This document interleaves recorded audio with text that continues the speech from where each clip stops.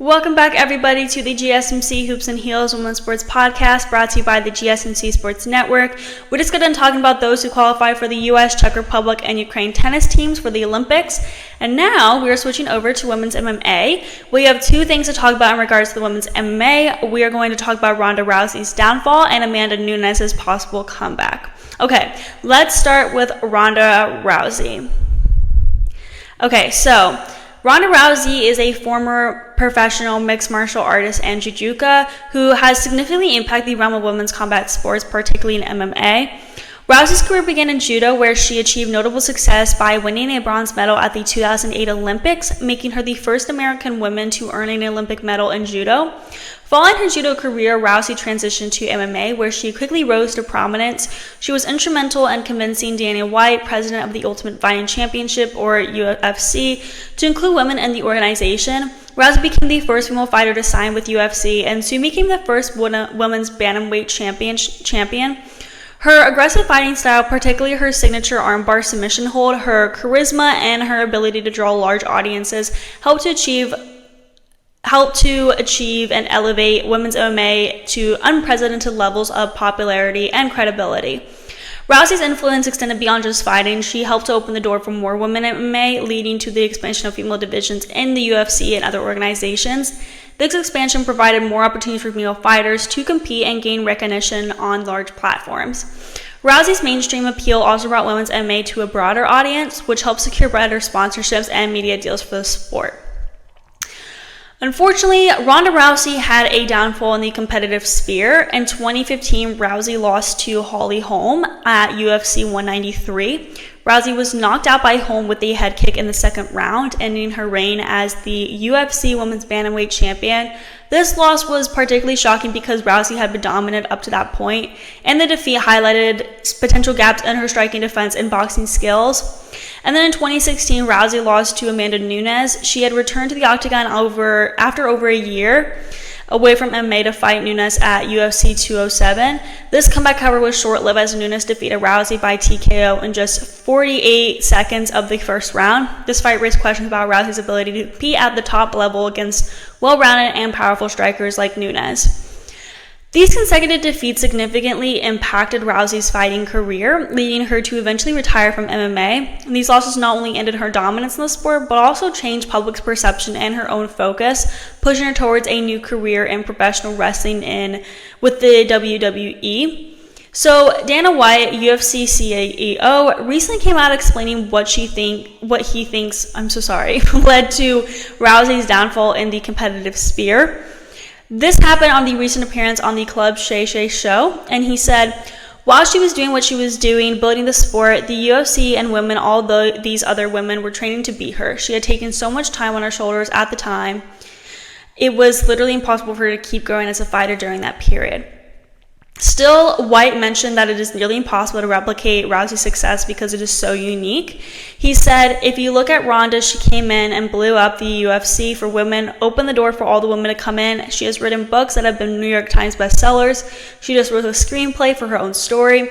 She went into WWE and became a superstar. Sponsorship deals, there's things that Ronda has done that will never be done again. So here's my take on all of this. Ronda Rousey's journey is like one of those wild stories where someone blasts into the scene, it shakes everything up, and then things get a bit rocky. She kicked off her career in judo, grabbed an Olympic bronze, and then flipped over to MMA, where she really made some noise. Rousey wasn't just winning, she was dominating, and she played a huge role in convincing the UFC to let women fight in the octagon.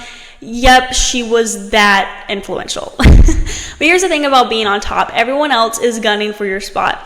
While Ronda was busy being the face of women's MMA, new fighters were entering the scene, fighters like Holm and Amanda Nunes, who had killer striking skills.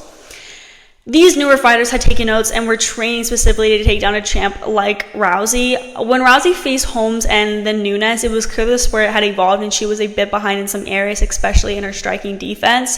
Her losses were tough for sure. First, Holm knocked her out with that head kick heard around the world, and then Nunes took her down in less than a minute. It wasn't just a personal blow, it marked a huge shift in women's MMA. Basically, Rousey's own success had paved a way for more skilled and diverse fighters. But let's not just focus on the falls. Rousey's done loads outside the cage. She's a big name in WWE. She's written books, and she's even worked on a screenplay about her life. So yeah, while her MMA reign ended, her impact is still pretty huge. Not pretty huge, it is insanely huge. She's opened doors, inspired tons of people, and helped push women's MMA into the spotlight. So while the end of her MMA career might seem like a downfall, I see it as more of a natural part of sports. Sports evolve, athletes come and go, and sometimes pioneers like Ronda Rousey set the stage for the next generation. She's done more than most could dream of, and that's something that goes way beyond any win or loss in the ring. Now we gotta talk about Amanda Nunes. Amanda Nunes is a highly accomplished Brazilian mixed martial artist who competes in the UFC. She's known as the Lioness. Nunes is celebrated for her powerful striking and superior grappling skills. She's made a significant mark in MMA history by holding championships in 2 weight classes simultaneously, the UFC women's bantamweight and featherweight titles, a feat that has cemented her status as one of the greatest female fighters in the sport. Nunes first gained widespread recognition in the MMA community for her dominant performances against some of her biggest names in the sport. Her victory over Miesha Tate at UFC 200 earned her the UFC Women's Bantamweight Championship. She further enhanced her legacy with notable victories over Rousey, Holm, and Chris Cyborg, among others. Her fight against Cyborg at UFC 232 was particularly significant as it earned her the featherweight title, making her the first woman in UFC history to hold titles in 2 different weight classes simultaneously. Nunes retired from MMA after a dominant victory over Irene Aldana at UFC 289, which took place on June 10, 2023.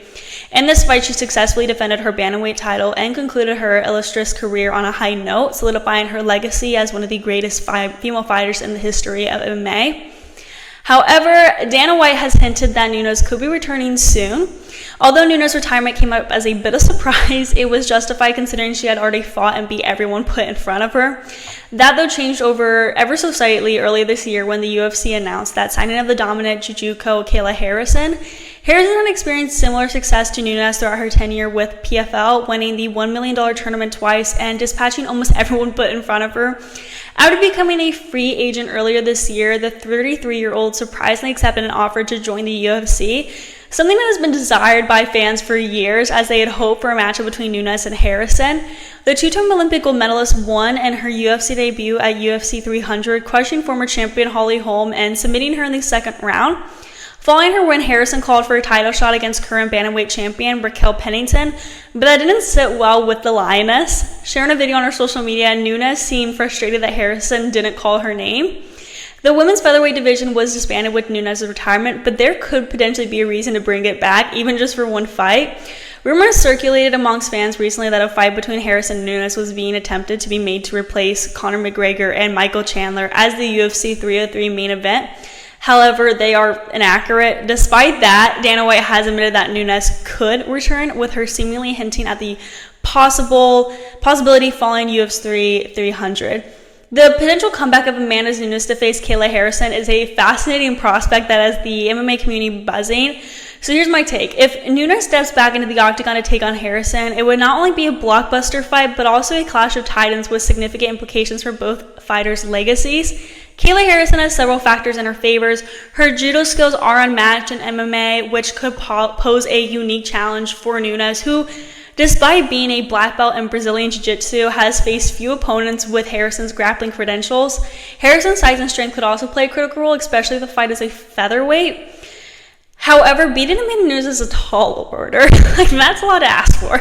Nunes is not just a powerful striker, but also a tactician who has faced and defeated the best in the world, including fighters who were once deemed unbeatable like Rousey. Her experience in high-stakes fight, her striking power, and her ability to adapt her style to counter her opponent's strengths have been her hallmarks. If this fight happens, expect a strategic battle, and I hope this fight happens. Harrison might try to leverage her judo to control Nunes and wear her down, avoiding Nunes' striking range. On the other hand, Nunes would likely use her striking prowess to keep the fight standing, test Harrison's chin, and avoid the ground game where Harrison is most dangerous.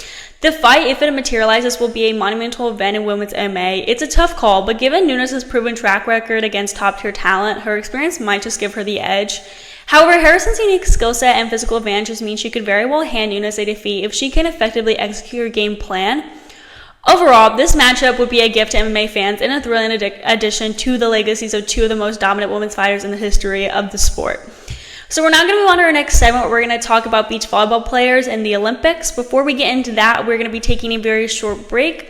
So I will see you guys very soon.